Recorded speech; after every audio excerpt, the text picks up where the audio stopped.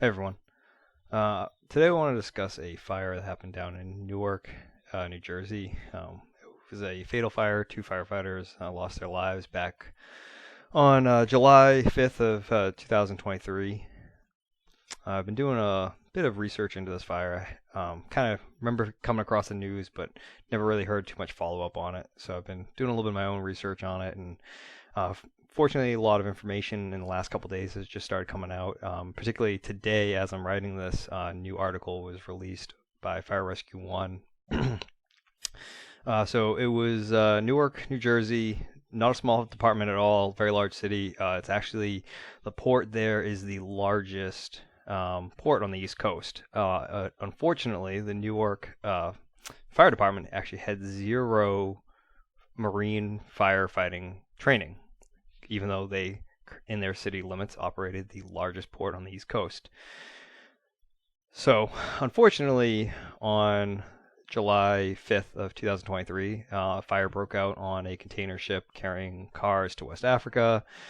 The fire was presumed to be under control. Turns out it wasn't. It was burning deeper below decks in the ship. And two firefighters, again, succumbed to the smoke and passed away. In the articles to follow and the videos to follow in this little training here, just kind of discusses what happened, the situation, and things kind of moving forward. But I know we don't have a port here in town where we'd be dealing with large container ships, but the overall kind of cause of their deaths was something that's very easy to transition into any fires that we have. I mean, basically, they were in total blackout conditions, and they lost the hose line when the evacuation was called. Who knows if they even heard the evacuation orders because they were in a steel structure. Radio communications were very poor.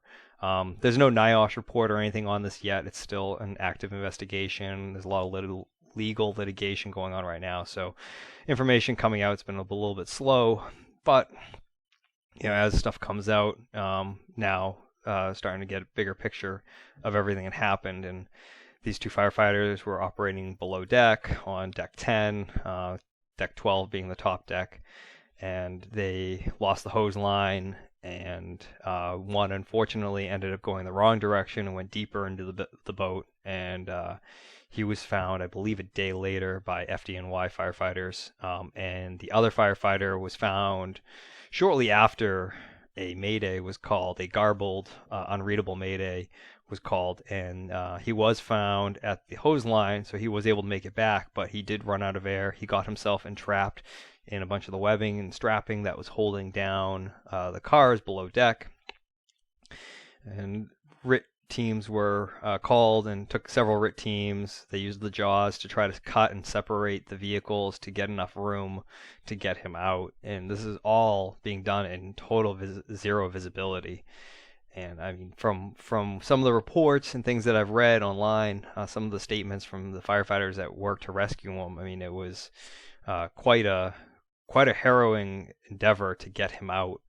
And unfortunately, not a great outcome, but it's just kind of hammer home the need to understand how to operate all of our equipment and our tools in those zero visibility environments. I mean, these guys were using jaws in very poor conditions, so it's imperative that we know how to operate all of our equipment. Also, it's important for us to remember how to untangle ourselves in rescue and mayday situations. So going forward, there'll be more trainings coming out on this, just continuing with our Mayday Monday. Colder weather is coming, so good time to start moving training operations indoors, and we'll start practicing some of these skills. So there'll be a lot more coming out in the next month or so. But I just kind of want to go through. I would like you guys to go through. I have a article from the Secrets List, which was put out by New Jersey news agency. It was written by a New Jersey news agency. So I have that article attached in this training. There's a narrated version, it is narrated by a computer, so it's, you know, pretty robotic. But if you don't want to read the 30-minute article, you can listen to it, and that's that. So right now, I just want you guys to, we're going to start this off by playing a quick audio clip of the fire, just some take-home clips that somebody's put together of actual radio transmissions, and then we'll get going through this training. All right, thanks.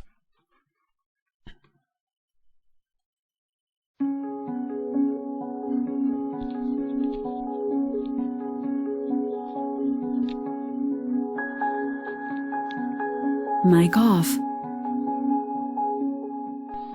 I'm with the ship captain. I'm on deck 12. They've got their own portable hand lines in place. The fire's not down here. The fire actually started on level 10, 2 floors below. We got to get a line on the 10th floor. We got visual flames.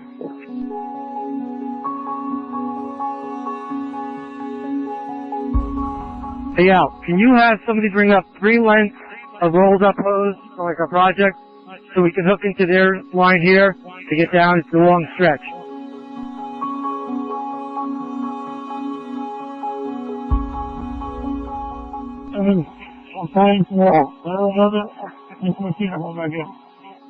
You're coming in unreadable.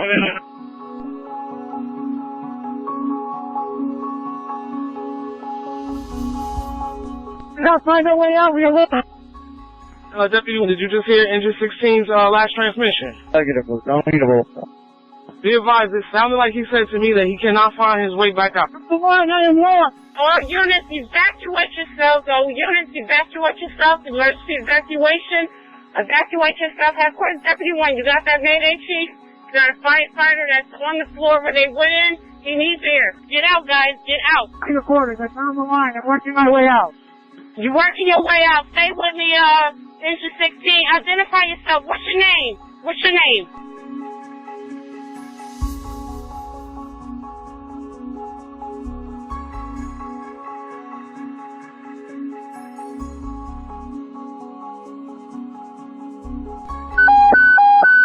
Headquarters to firefighter Brooks and firefighter Ackerville. If you can hear this, activate your panic alarm button. This is headquarters.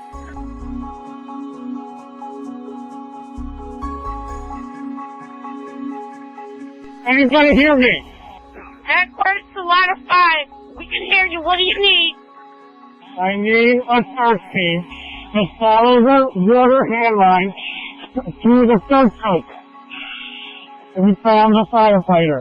We need help. Headquarters to Battalion 5. You got that? They need help. They located a firefighter to follow the water line, Chief.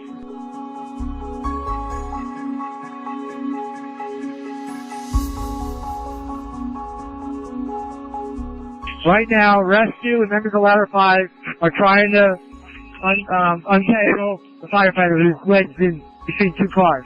You still got 1 firefighter still missing, or 2? 1 is still missing and the other firefighter has been located, but they're unable to get him out right at this time. They're trying to get him out. We're able to identify the other firefighter. There's still too much smoke in the room.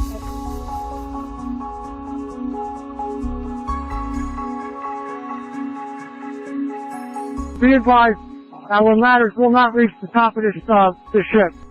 I need the short of my battery operated one to cut the strap.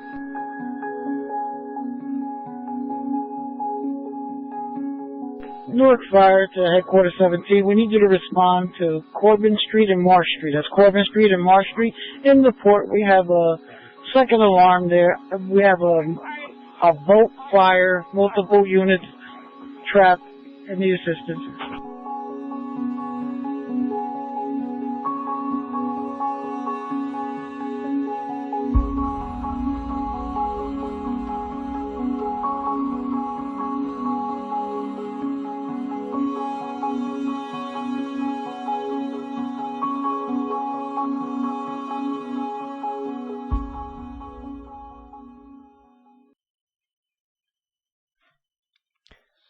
So here's a couple other clips, news clips from that fire as well. I mean, that audio is pretty chilling.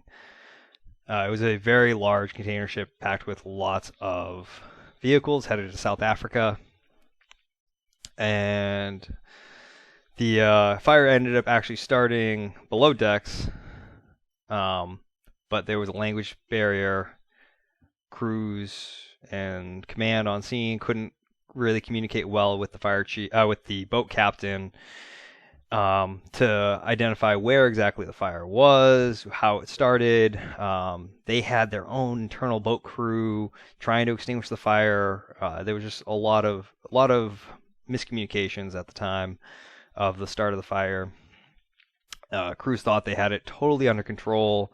They thought it was originally just above deck, top level fire burning. They had no idea that fire had actually spread through different openings and vents, and actually had originated down on deck 10 and burnt its way up to deck 11 and then up to the top deck, deck 12, where it was actually visible from the surface. So crews thought they had knocked down the bulk of the fire on top of the main part of the deck, and they returned mutual aid. They returned internal departments back to their houses, and they thought everything was all fine, and they had the situation under control. Until they were noticing that there was still a fair bit of smoke coming from the ship. They sent crews in to investigate. Those were the crews in which the firefighters were part of that perished. Firefighter Augie and Firefighter Bear. They went down to the lower decks to investigate, and they opened up the hatch doors, thinking that those units had been sealed and the internal fire suppression systems had been activated to put out any fires that were burning down there, and come to find out that the fire was pretty much just free burning down in those areas and causing exponential growth. The heat and everything was just radiating up, continuing to burn level by level up to the top of the boat. And that's where they tried to make their attack, make entry, and there was just a lot of failures. There was just inadequate equipment. Their equipment wasn't compatible with the onboard standpipe system and the onboard hoses, so they tried to extend their lines. As you heard in that audio clip, they were asking for 3 lengths of hose. Well, unfortunately, come to find out, those 3 lengths of hose weren't actually capable or compatible with the onboard fire hose that was already in use, so they couldn't extend those lines. There were just lots of other miscommunications, and it was a giant steel boat, so communication out was rough. In the article, again, that is attached here, they speak to that firefighters were having to, after they located the downed firefighter, they were having to go 110 feet to the other end of the boat to a staircase just to be able to get a radio communication out, and then come back to where the rescue efforts were, and back and forth and back and forth. So one firefighter was just having to go back and forth in blackout conditions just to get radio out to let command know what other resources they needed, if they needed more hands, if they needed tools. So it was a very unfortunate situation. This department just was not properly trained for it, and that's where a lot of the newest information that, again, just came out today is coming out, that the department is working on policies, they're working on change. It's just going far slower than obviously union members would like. Ed Kelly has spoken about this a little bit. Not trying to bash the fire department, you work with whatever you got. Like, these guys, although they weren't adequately trained, and they still knew they had a job to do, and they still went in and they gave it their best. And unfortunately, not everybody came home after this one. But like I said, it's a very good read. Take some time, go through the article. But I want to relate this back to our own internal trainings. And I want to just use this as a reminder to everybody about our Mayday trainings and why this is just so important. Entanglement, props, and trainings, we kind of brush it off sometimes as, it's just the monkey skills, going through monkey skills. But when it comes down to it, this is the training that will save your life someday. Gordon Graham, I believe it was Gordon Graham, says it the best. I mean, anytime we put an air pack on, like we go into an IDLH environment, we actually are dictating our lifespan. If that bottle runs out in an IDLH environment, I mean, that's it for us. It's over. So, most of us don't know when our time is up, but when we put that bottle on our back and we go into a hazardous environment, well, we kind of know we have 30 minutes. And if we're not out in time, our time is up. All right. Thanks for listening.